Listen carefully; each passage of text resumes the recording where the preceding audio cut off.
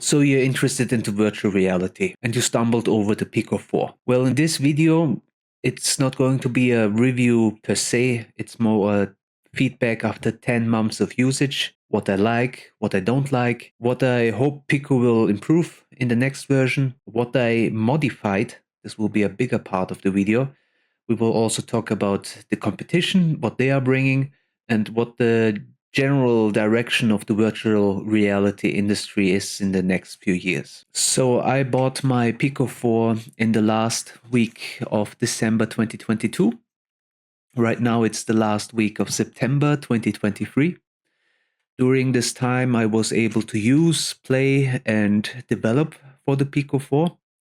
A little background about myself. I am working in marketing, and over the past few years, I was privileged enough to work with some really talented people in the development AR and VR applications.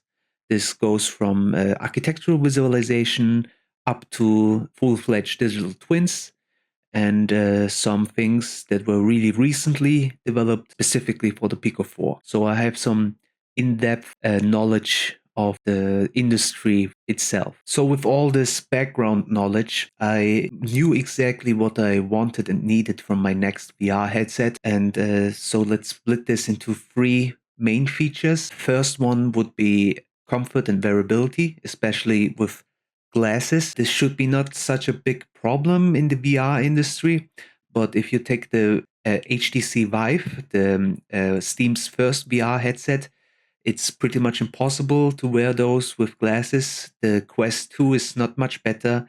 If you have maybe some really small glasses, you can fit them in, but my Clubmaster, Ray-Ban Clubmasters are complete no-go.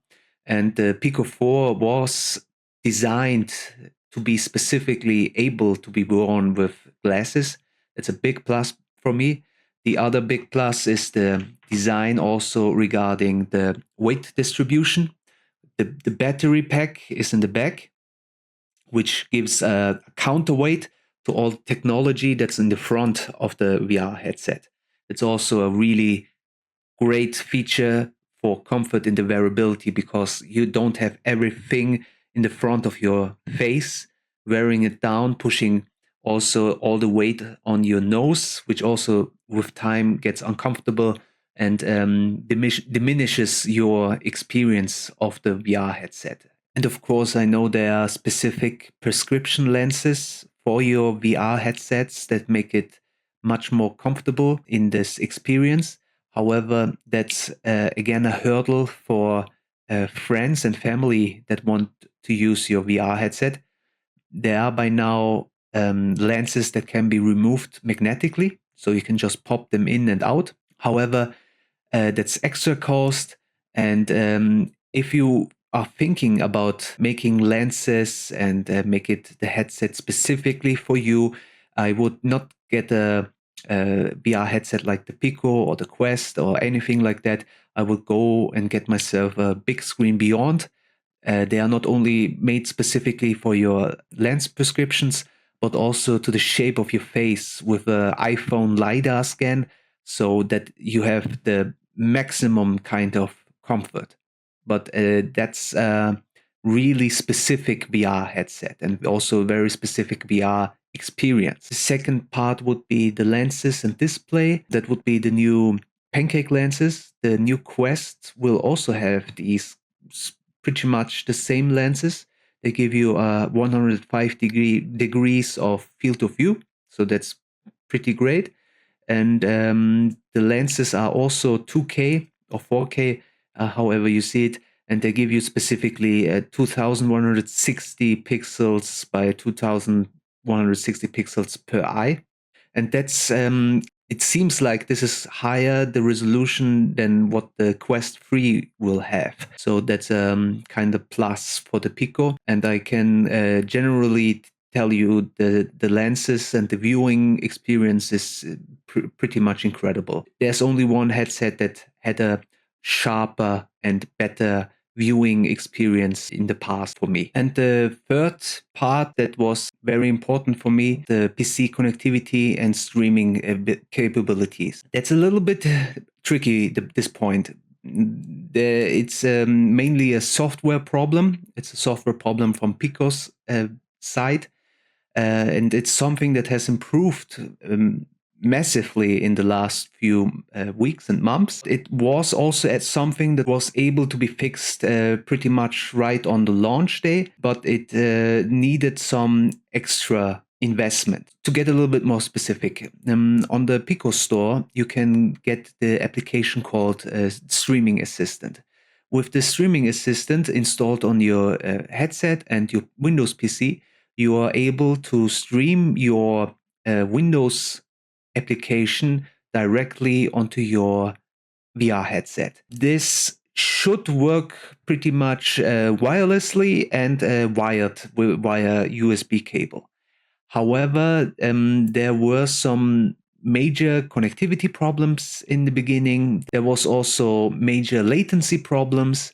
Resolution, there you were like only able to stream in HD, and the experience was more or less pretty bad with this in-house application from Pico. However, on the Pico store, it's still the number one app in applications is the virtual desktop. This is a very well-known app also for Quest users for streaming wirelessly content from your Windows PC to your VR headset. It's an extra cost of 20 euros or $20. And with this application, I was pretty much right from the beginning able to stream all my video and gaming experiences from the Steam VR lobby to my Pico 4 VR headset. The controls are recognized.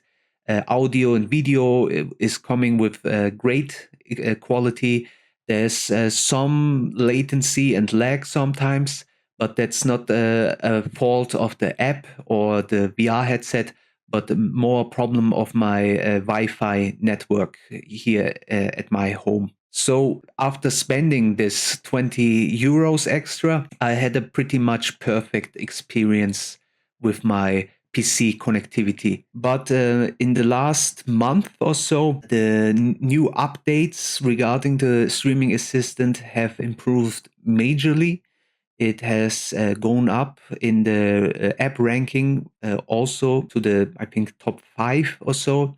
People are really starting to use it now, and the experience is really great. And to be fair for Pico, the virtual desktop app is, I think, 7 or 8 years old by now. And the streaming assistant is just about to turn 2 years development. So virtual desktop had a little bit of a head start and experience more how to make a streaming experience wirelessly between PC and an Android headset. So with these 3 requests that I had for my next VR headset, comfort and variability, screen resolution and lenses, and also PC connectivity and streaming, the Pico 4 is a pretty perfect package for me.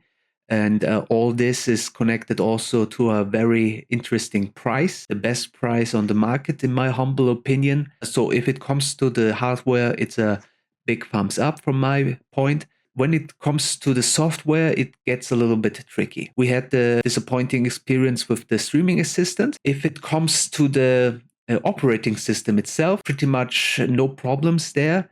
I had one crash. The web store is also improving and growing rapidly. There are some exclusive games that are being launched on the Pico by now. And there are also some relaunches of older games that were launched on the Quest 2 that are finding their way now onto the Pico 4. Some of these launches are disappointing because they are not really supported by the developer. It's more or less a half-hearted port. But some ports that are extremely well optimized and developed for the Pico 4. One of the newer games is a great example for that. Hell Sweeper VR, which it was pretty much launched on every VR headset on the market, seems to have the best version on the PC with the best texture resolution and in-depth quality. However, it is followed by the Pico 4 launch version. Strangely, the PlayStation VR 2 version seems to have the most problems and negative feedback, which is strange because the PlayStation VR 2 is an extremely powerful headset connected to an extremely powerful home console. So it's not always the hardware that's the bottleneck. The software and also the development tools that are provided to the developers make a huge difference. And it seems like Pico is improving and also developing not only the operating system of the headset further along, but also the developer SDK, which also was just recently updated. This is also a plus for European users like myself. So the software is constantly improving, also from the third-party developer. But if it comes to third-party developers, there's also a little bit of a sluggishness and not interest to develop for the Pico 4. And the main reason for that is the distribution. Pico 4 is only available in Eastern Asia and Europe. There is no distribution in North America and South America. And this takes away a huge chunk of potential customers. This is kind of good and bad because there is not a worldwide distribution, means also that there's a bigger focus on Europe. And Pico is really investing and improving the communication, service, and more or less support for Pico users in Europe and in Asia. They are not stumbling in their development, but they are taking them. They're taking time and taking smaller steps to get to a better and more refined distribution in the future. This is also a plus for European users like myself for the communication with the support. For instance, I had 2 of these and they were really fast and positive. And there was also the communications I had on the Discord server. It is hosted by Pico themselves, and there are mainly European, mainly English-speaking channels. However, there's also channels for German speakers and Spanish and other languages. So there's communication with users that are also requesting and planning game sessions, but also communication with the staff and support directly through this Discord channel. So that's something that I'm really liking to see, that there's interest of building a community. Another thing that I'm really enjoying about my Pico usage is the Pico VR app. This little app, I was able to set up my VR headset really easily. And in here, I have a lot of key information about my headset, the serial number and ID number of my user. Also, I have the Pico store. I can see new launches, I can see new events, I can see new sales, I can buy everything in here, and everything I needed was working email and my credit card. There was no social media or any kind of connection where metadata is collected. I know Pico was bought by ByteDance, which is the owners of TikTok. However, there is absolutely no kind of connection that I saw in my usage with the Pico. The only things that are kind of popping up are 360 videos that are kinda in the genre of TikTok. But then again, I'm pretty sure they are also on the quest because pretty much every social media is trying to copy TikTok by now. The only thing that I saw with TikTok and the Pico is that you can use your TikTok account to log in into your Pico. That's pretty much it. How this will develop in the future, I don't know. We all don't know. However, ByteDance seems to be really interested in developing this connection and also this market with the Pico 4 and generally with the Pico 5. Something we will talk a little bit later because there were just some really interesting leaks, and they are most certainly connected with the upcoming launch of the Quest 3. Okay, let's talk a little bit more about the interesting things that I improved and changed on my Pico VR headset. My Pico 4 went through a little bit of a developing journey. I bought some extra parts and changed them, but we will go through them point by point and give you a little bit of an overview what I did. The possibly greatest upgrade that you can do for your Pico 4 is the Bobo VR twin battery upgrade combo. It comes with 2 hot swappable batteries, as well as a charging station and a new frame and head strap that will improve your comfort and wearability in the future. Each one of the batteries gives you another 1, maybe even 2 hours of extra battery. And because they are magnetized, they can be swapped in seconds. The padding of the new head strap and a back frame that's grabbing the back of your skull is also a huge improvement and very comfortable. So this is also a great upgrade.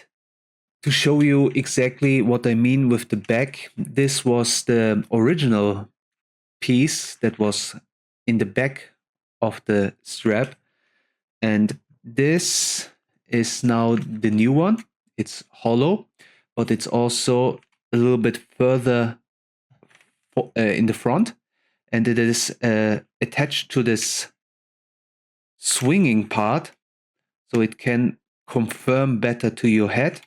Also, the padding is really soft and comfortable.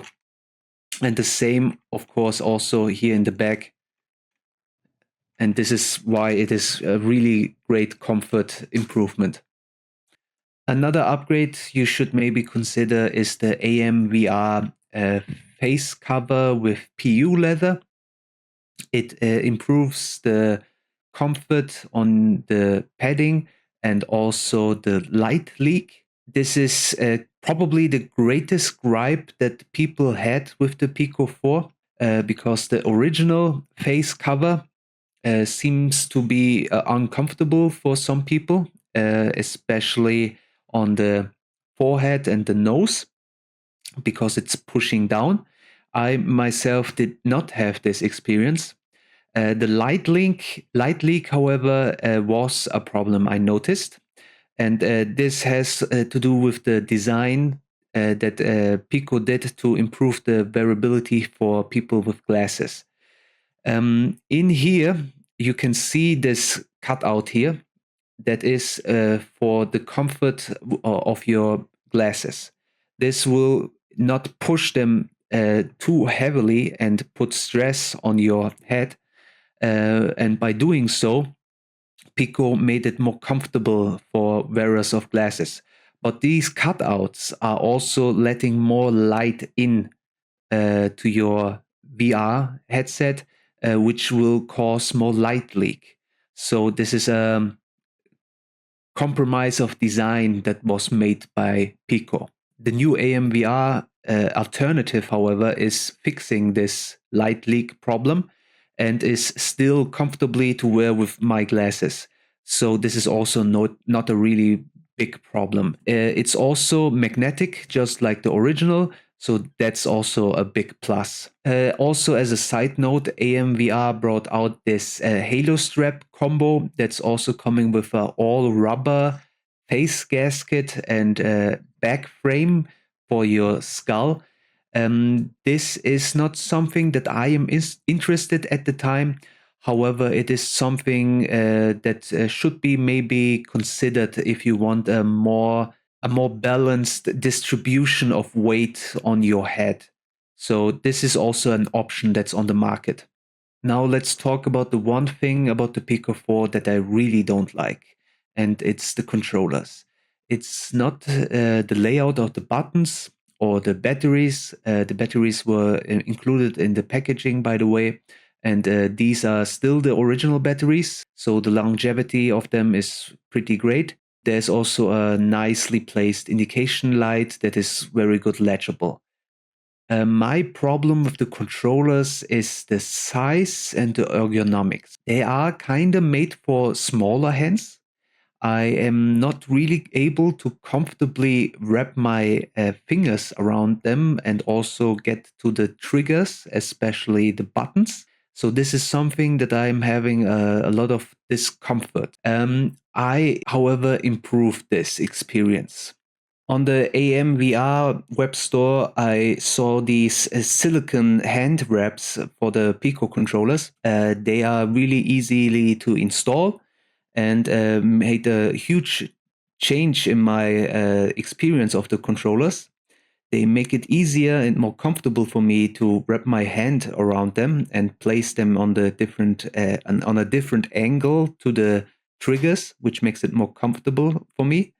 They are also really giving me a better safety experience because it's not feeling like they are going to fly off my hand in rapid or fast movements, which is also improving my general feeling of using the controllers in strong and fast moving gestures. Pico seems to also already improved this design, however. In this video that just was released a few days ago, we can see a new kind of Pico 4 controllers that are very similar from the design to the Quest Pro controllers. If they also have the features that the Quest Pro controllers have is, however, not really known. They are advertised to be AI designed and AI featured. Whatever that means, we will see in the next months. It's also not known if these controllers will be launched globally, however. This is maybe something that could fix this problem that I have, because in this video material, they seem to be designed differently. There is more space between the buttons, and they seem to be a little bit longer and a little bit differently shaped in the ergonomics to also grip the controllers. So this is something that I will keep my eyes open. The video regarding the new controllers that I just showed you a few minutes ago was in use with the Pico 4 headset. However, we had a huge release of leaks regarding the Pico 5. And these leaks seem to coincide with the launch of the Quest 3. So I would not be really shocked if Pico is going to reveal their Pico 5 just as the Quest 3 is about to get launched globally. In these leaks, there are some specific informations that are really interesting, that are also kind of really bunkers, because they are blowing out everything that the Quest 3 is as we are talking right now. What we know is that the Quest 3 comes with the Qualcomm XR2 Gen 2, which is an extremely powerful processor. It's pretty much doubles the power of the Quest 2. But the screen resolution will be less than what the Pico 4 has right now. The Pico 5 is set to be even higher. The Pico 5 is set to be 2560 by 2560 pixels per eye. However, this is the normal Pico 5. Pico seems to copy Apple in their new model system and brings out a normal Pico 5, a Pico 5 Pro, and a Pico 5 Pro Max. And the Pico 5 Pro is completely mental from what we see in these leaks. It talks about real 4K screen resolutions of 3840 pixels. It also mentions a direct DisplayPort connection for the headset. And there are other things like improved 16 megapixels cameras for full color pass-through. The pass-through in the Pico 4 is already worlds better than everything that the Quest 2 has. But the Quest 3 seems to even have a much better version than Pico 4. But the Pico 5 is probably going to blow that all out of the water, because the Pico 4, all three versions are mentioned to be able to be equipped with a depth sensor. Face tracking is also a point. However, it's only mentioned for the Pro and the Pro Max. And the controllers are also mentioned to be different, with haptic and touch sensible features. And the finger tracking is also a big feature that is multiple times mentioned in this leak. So the Pico 5 is, I think, a real thing that we will learn more in the next few weeks and few months before the end of year. The launch is also kind of roughly mentioned with something of April of 2024. And also the prices, which are also really interesting, with the normal Pico 5 mentioned with lower than $500, and the Pro Max with over 1,000 euros. So would I advise of buying the Pico 4 right now when we know that the Pico 5 is coming? My advice would be to maybe wait for the Christmas market, because the prices for the Pico will come down, especially now that the Quest 3 is launching. There's competition. And to be honest, the Quest 2 was never competition for the Pico 4. The Pico 4 was so miles ahead of the Quest 2 that was not really a challenge. But the Quest 3 is now pretty much on the level where the Pico 4 was for the last 10 months. The Quest 3 and Quest Pro, however, are pretty much now level with Pico. The Pico 5 will again put this level on another stage, where Meta will be forced to follow up, and they will not be really able to do this really fast. If you are getting the Pico 4 now, I am convinced that you will be able to buy it cheaper in the next few months. And then when the Pico 5 launches, you should be able to maybe sell or gift your Pico 4 to a friend or sibling. That's what I am probably going to do. And then get the new Pico 5 with all your account and all your apps, and then improve on this experience. Wait, I think I forgot to mention that the Quest with the new XR2 chip is also exactly the same as the chip that is going to be mentioned in the Pico 5. So if it comes to the onboard processing, it will also be exactly the same as the Quest 3.